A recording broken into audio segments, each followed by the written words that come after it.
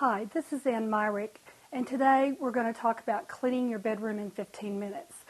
What you want to do is, it's so nice to be able to get a little bit done at a time. So what you want to do is try to get, when you get out of bed, after you shower, just try to get some things done in your bedroom.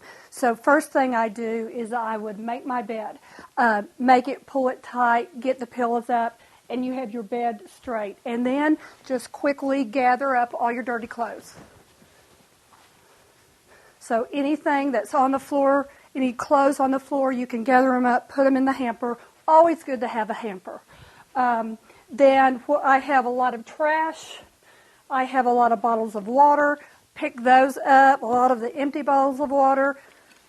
You want to take the trash down. And then real quick, I want to, we were writing cards last night, so you want to put your cards up, get everything off the floor. And then real quick, I'm going to dust. And I'm just going to dust the pieces of furniture that I can really see that haven't been dusted in a while.